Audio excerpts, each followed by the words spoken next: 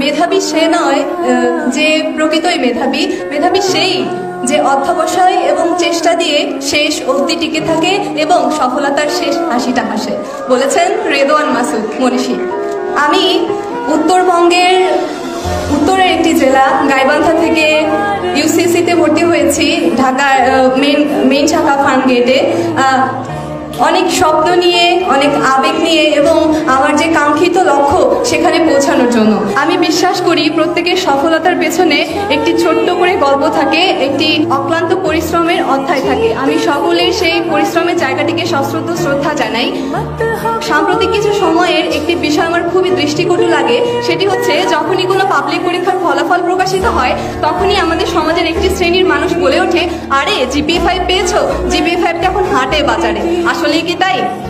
একটু যদি লক্ষ্য করে দেখতে পারবো, আমাদের 2022-23 সেশনে উচ্চ মাধ্যমিক পরীক্ষায় দেশের 11টি শিক্ষা বোর্ড থেকে 13,59,442 জন শিক্ষার্থী উচ্চ মাধ্যমিকে অংশগ্রহণ করেছিল এবং জিপিএ পেয়ে উত্তীর্ণ হয়েছে মাত্র 92,595 জন। এর থেকে এটা স্পষ্ট যে জিপিএ 5 অর্জনটা ছেলের হাতের মোয়া নয়, এটা অর্জন করতে গেলে অবশ্যই পরিশ্রম করতে হয়। আমি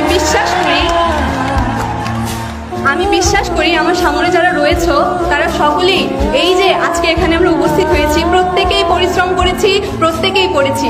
আজকে আমার মতো হয়তো তোমাদেরও এই মঞ্চে বসে এটাই মনে হচ্ছে যে উচ্চ মাধ্যমিকের যে সময়টাতে আমার কিছু বন্ধুরা পার্কের অলিতে গলিতে 2 ঘন্টা আড্ডা দিত, ঠিক সেই সময়ে একটি ঘরের কোণে পড়ার টেবিলে বসে আমরা পড়ার জন্য সময় ব্যয় করতাম।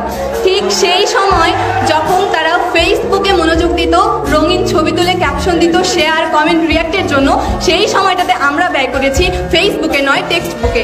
আর সেই জন্যই আজকে আমরা এখানে। সকলের সফলতার পেছনে তাদের বাবা মা থাকে, আমারও রয়েছে।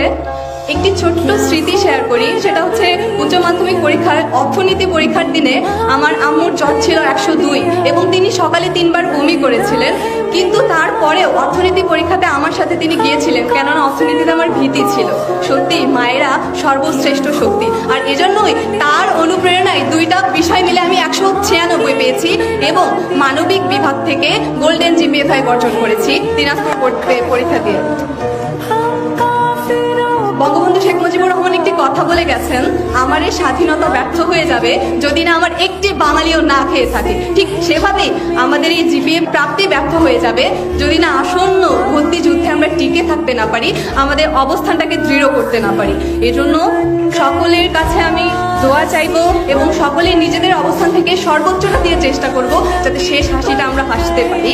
এবং আমাদের যে পিতামাতা রয়েছে পেছনে, তাদের যে কষ্ট, তাদের যে আশা আকাঙ্ক্ষা এবং গর্ব করে প্রতিবেশীকে বলা, এই যে এটা বলেছিলি আমার মেয়ে ভাঙা চাল কি উঠাই দিবে, দেখ আজকে সত্যি আমার ভাঙা চাল আমার মেয়ে উঠাই দিছে, আমার ছেলে উঠাই দিছে। সকলের কাছে আমার অনুরোধ, সকল কিছুর আগে আমরা বাবা মার প্রতি শ্রদ্ধা ভালোবাসা রাখবো, সকলে ভালো মানুষ হবো। দিন শেষে এই পৃথিবী, এই বিশ্ব ব্রহ্মাণ্ড সকলের জন্য নিরাপদ হোক। সকলে আমাদের জন্য দোয়া করবেন, প্রত্যেকেই যেন আমাদের স্বপ্নের বিশ্ববিদ্যালয়কে খুব কাছে থেকে দেখতে পারি। ভুল ত্রুটি হলে ক্ষমা সুন্দর দৃষ্টিতে দেখবেন। ধন্যবাদ।